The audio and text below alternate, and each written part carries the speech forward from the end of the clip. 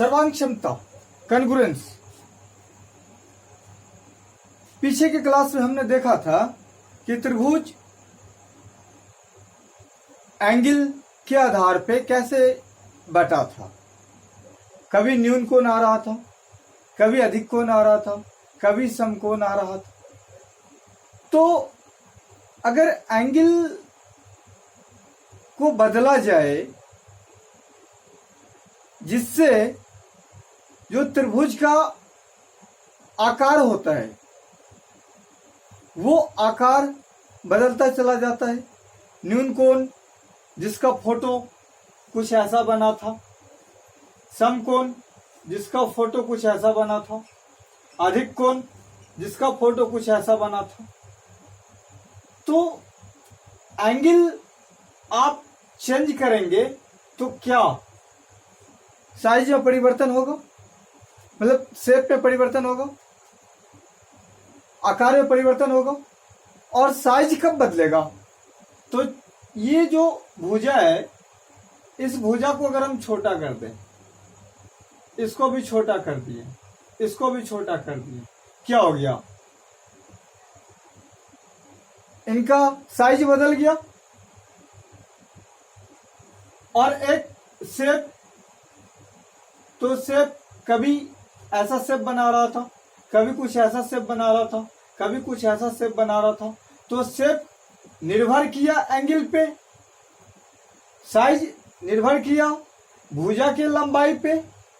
मतलब ट्रायंगल, त्रिभुज निर्भर कर रही है दो बातों पे। एक कि जो भुजा आ रही है उसकी क्या मेजरमेंट है, साइज क्या है। दूसरा जो शेप है वो शेप निर्भर कर रहा है एंगल पे। अगर आप एंगल को कुछ 90 डिग्री से बढ़ाएं, 10 डिग्री, 100 लेके जाएं, तो ये कुछ ऐसा बन जाएगा। मतलब अब ये कुछ ऐसा शेप ले लिया। तो जैसे जैसे आप एंगल को चेंज करेंगे वैसे वैसे शेप चेंज होगा। जैसे जैसे आप साइड की लंबाई को चेंज करेंगे तो वैसे वैसे ये साइज इसका चेंज होगा। तो ट्रायंगल भी चेंज होगी। मतलब ट्रायंगल दो बातों पे निर्भर करती है। एक तो एंगल क्या है और दूसरा कि उसका जो साइड है वो साइड का क्या मेजरमेंट जा रहा है, लेंथ क्या जा रहा है। अगर मैं कहूं कि इन दोनों पैरामीटर को सेम कर दी जाए, किसी भी दो ट्रायंगल है अपने पास और दो ट्रायंगल है, जो एक ट्रायंगल है एबीसी और एक ट्रायंगल है डीईएफ। ये दो ट्रायंगल है, एबीसी और दूसरा ट्रायंगल है डीईएफ। तो एबीसी की जो लंबाई थी ये 2 मीटर थी, मैंने कर दी ये 3 मीटर और ये 4 मीटर। इसको भी मैंने ये कर दी 4 मीटर, इसको कर दी 3 मीटर और इसको कर दी 2 मीटर। तो इसका क्या मतलब है? इसका मतलब ये है कि जब एबीसी को ट्रायंगल डीईएफ के ऊपर रखा जाएगा या डीईएफ को जब ट्रायंगल एबीसी के ऊपर रखा जाएगा तो क्या होगा? दोनों एक दूसरे को बिल्कुल पूरी तरीके से कवर कर लेगी। तो जब कवर कर पाएगी तो हम इसे क्या कहेंगे? सर्वांग क्षमता के नाम से जानते हैं हम लोग इसे। ठीक, तो इतनी सारी बात को ध्यान रखना। ये हो सकता है ट्रायंगल का कॉन्ग्रुएंस होगा, हो सकता है वृत्त का कॉन्ग्रुएंस होगा। मतलब दो ज्यामितीय आकृतियां आपस में कॉन्ग्रुएंट होती है।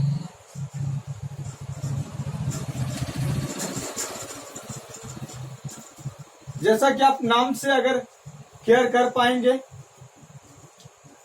सर्व अंग समान, सभी के सभी अंग बराबर होंगे जो ज्यामितीय आकृतियां की होंगी। ठीक, अब चलते हैं इनके कुछ पार्टिकुलर रूल्स के ऊपर। नंबर 1, ये एस एस एस सर्वांग क्षमता।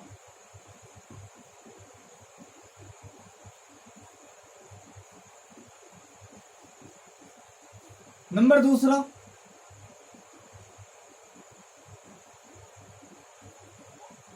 एस ए एस सर्वांग क्षमता।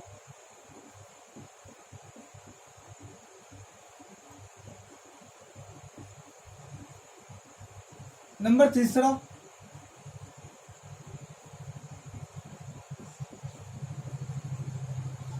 ASA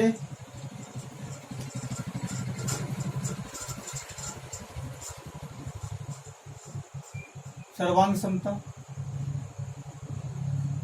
नंबर चौथा RHS सर्वांग समता।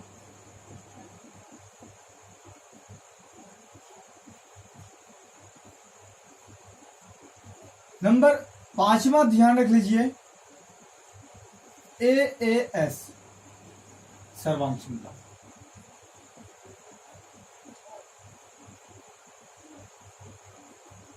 अब हम लोग ये है क्या इनको समझेंगे।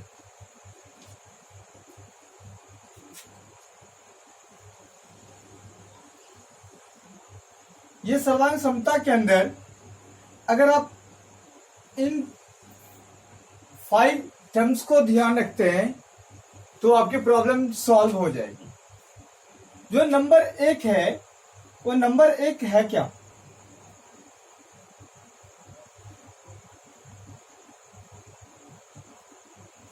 नंबर 1 में है SSS, मतलब आपके पास 2 ट्रायंगल दिए जाएंगे। एक ट्रायंगल ABC हो गया और एक दूसरा ट्रायंगल DEF। ठीक, एक ट्रायंगल ABC, एक दूसरा ट्रायंगल DEF। अब मैं कहूं जो AB साइड है वो DE के बराबर है और जो AC साइड है वो DF के बराबर है और जो BC साइड है वो EF के बराबर है। मतलब AB बराबर DE, AC बराबर DF, BC बराबर EF। यदि आपके पास 2 ट्रायंगल दिया जाए और यह कह दिया जाए क्या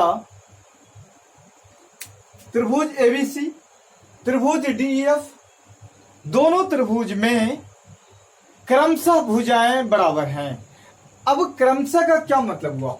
मान लेता हूं कि अगर आप A को शीर्ष कह रहे हैं तो A अगर अपवर्ड डायरेक्शन में है तो D भी अपवर्ड डायरेक्शन में होगा।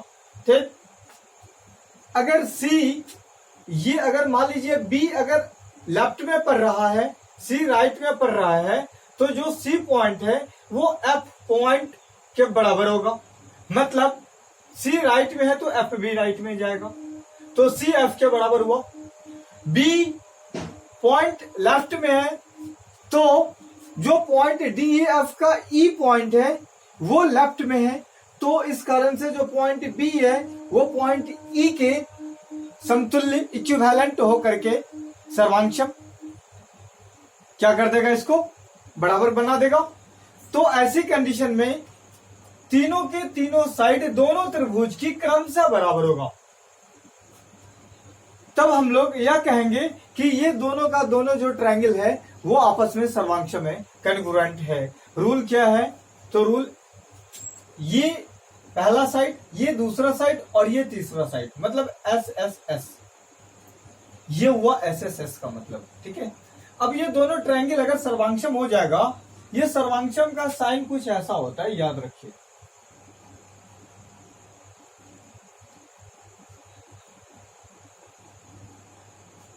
ये दोनों ट्रायंगल आपस में क्या हो गया? सर्वांक्षम हो गया। अगर सर्वांक्षम हो गया तो इसका मतलब यह है कि इन दोनों ट्रायंगल का एक एक पॉइंट आपस में कोइंसाइड कर जाएगा, बराबर हो जाएगा। दूसरी जो शर्त है वो दूसरी शर्त क्या कहती है? SAS। मान लेता हूं कि अपने पास ये 2 ट्रायंगल है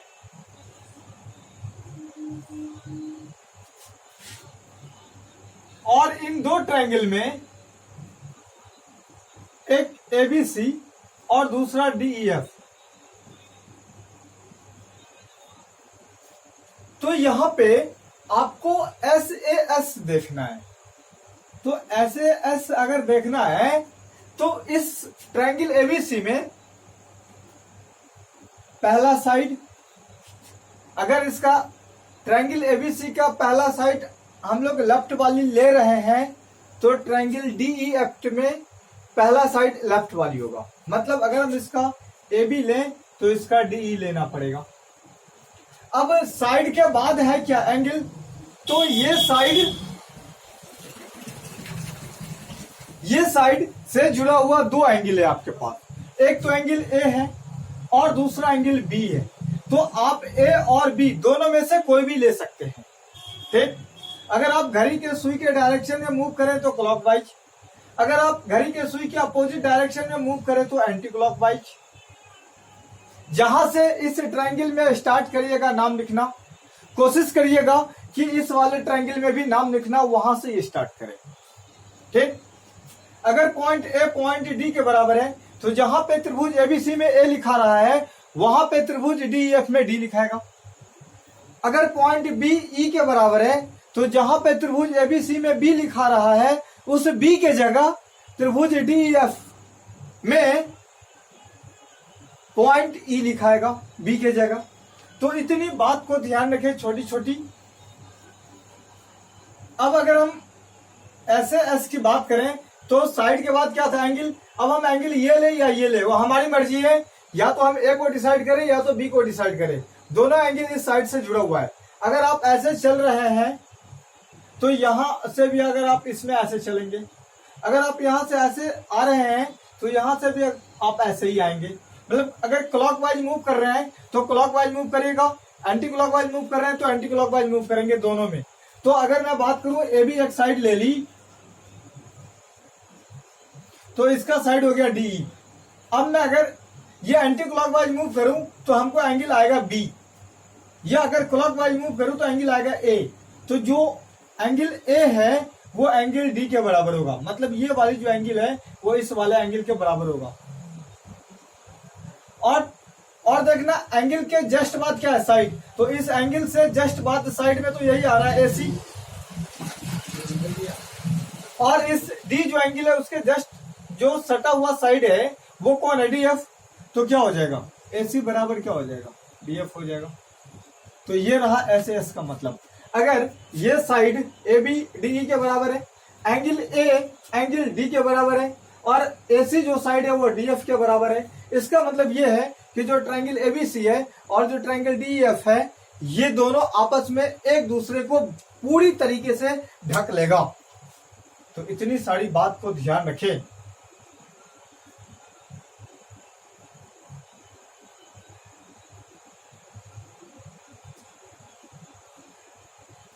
अगर दो साइड के बीच एक एंगल का इंक्लूडिंग है तो आपको यही सीक्वेंस फॉलो करना है फिगर के अंदर।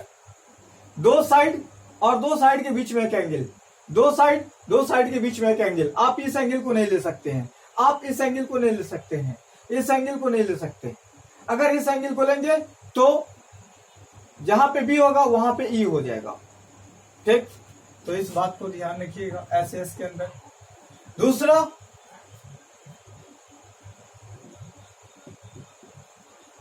जो नेक्स्ट है वो है आपके पास ASA। तो ASA का क्या मतलब है, ये दो ट्रायंगल है और दो ट्रायंगल, एक ABC और दूसरा DEF। दो ट्रायंगल में ASA हमें देखना है, ASA। तो ASA का क्या मतलब है, ASA का मतलब ये है कि पहला एंगल, तो इस तीनों एंगल में से हम कोई सा भी मेजर कर सकते हैं। मान लिया हमने एंगल C को लिया, तो अगर ये C इस वाले ट्रायंगल का राइट वाला पोर्शन है तो यहां पे ये F आ जाएगा, तो एंगल आ जाएगा C F के बराबर हो गया। अब साइड आया तो इस एंगल से जो जुड़ा हुआ साइड है वो साइड BC है या फिर AC है, दोनों में से कोई साइड आप यूज कर सकते हो। अगर बीसी लोगे तो इस एंगल से सटा हुआ साइड ईएफ लेना पड़ेगा। अगर आप एसी लोगे तो यहां सटा हुआ डीएफ लेना पड़ेगा। तो आपकी मर्जी है, आप कुछ भी ले सकते हो। अगर एसी रखा आपने तो डीएफ। अब यहां से आप ऐसे जा रहे हो तो यहां से भी ऐसे चलोगे तो डीएफ जो आएगा, डीएफ के बाद एंगल, तो इस एंगल, ये साइड और ये एंगल, तो एंगल आ गया फिर से। तो एंगल ए जो होगा वो एंगल डी के बराबर होगा। इसका मतलब हुआ A S A, angle side angle. ठीक,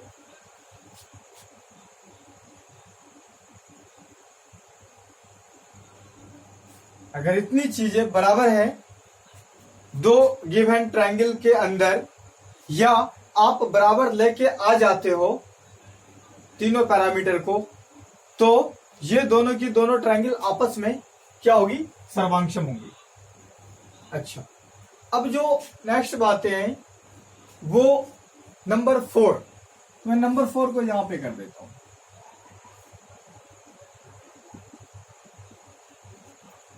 आरएचएस ये क्या कहता है, अपने पास दो समकोण त्रिभुज है, मतलब राइट एंगल हाइपोटेनस साइड, या फिर राइट ट्रायंगल, या तो राइट ट्रायंगल के नाम से जानते हैं, या तो फिर राइट एंगल हाइपोटेनस साइड, या फिर हाइपोटेनस लेग, ये तीनों के नाम से जानते हैं इसको। तो ये क्या कहता है, मान लीजिए अपने पास दो समकोण त्रिभुज है, राइट ट्रायंगल है, इस कंडीशन में ये दोनों का दोनों 90 डिग्री होगा, ये ए, ये बी, और ये सी, और ये डी, और ये ई, और ये एफ। अब मैं कहूं कि ये दो ट्रायंगल के अंदर ये जो हाइपोटेनस आ रहे हैं वो दोनों आपस में बराबर है, मतलब ए सी बराबर बी एफ। जो एंगल बी है वो एंगल ई के बराबर हो गया, और कितना डिग्री हो गया, तो 90 डिग्री हो गया। ठीक, अब बचा एक तो ए बी, अगर ए बी बराबर होता है तो यहां पे डी को बराबर होना पड़ेगा ए बी के। अगर ए बी और डी ये दोनों आपस में बराबर बन जाए, अगर ये दोनों बराबर नहीं होगा तो एक ऑप्शन है कि जो बीसी है वो ईएफ के बराबर बन जाए। तो यहां पे दो बातें निर्भर करती है, या तो ए बी डी के बराबर बन जाए, या अगर ए बी डी के बराबर नहीं होगा तो बीसी ईएफ के बराबर होगा। तो बीसी क्या हो जाएगा, ईएफ के बराबर अगर हमने मान ली तो ये कंडीशन क्या है, या तो बीसी ईएफ के बराबर होगा या ए बी डी के बराबर होगा, दोनों में से कोई एक होगा। तो आप इस कंडीशन में क्या लगाओगे, आरएचएस लगानी है आपको। ठीक, ये आरएचएस बोलता है, ये आरएचएस है आपका, तो लिखने की कोई जरूरत नहीं है, ऊपर लिख दिया है। और जो नेक्स्ट है वो नंबर 5 है। नंबर 5 क्या कहता है, यहां कर देता हूं। दो ट्रायंगल है अपने पास, और दो ट्रायंगल में एबीसी और दूसरा डीईएफ, इसमें एएएस मतलब जो क्रम से आ रहा है वो दो एंगल आ रहा है, फिर उसके बाद एस है। ठीक, और हाँ एक बात को याद रखिए, अगर कहीं पे एएएस लग रहा है तो आप इसको घुमा के उल्टा नहीं कर सकते हैं, एस ए नहीं लगा सकते। ठीक है, पहले एंगल आया, पहला नंबर में एंगल, फिर दूसरा नंबर में कोई एंगल आएगा, और फिर तीसरा नंबर में जो इस एंगल से सटा हुआ साइड होगा वो लेनी पड़ेगी आपको। तो आप आगे पीछे नहीं कर सकते हो इस क्रम को। ठीक है, तो ये बात ध्यान रखिए ना। इस वाले में हमने एंगल ए ले ली तो यहां पे डी ले ली, तो एंगल ए बराबर एंगल डी।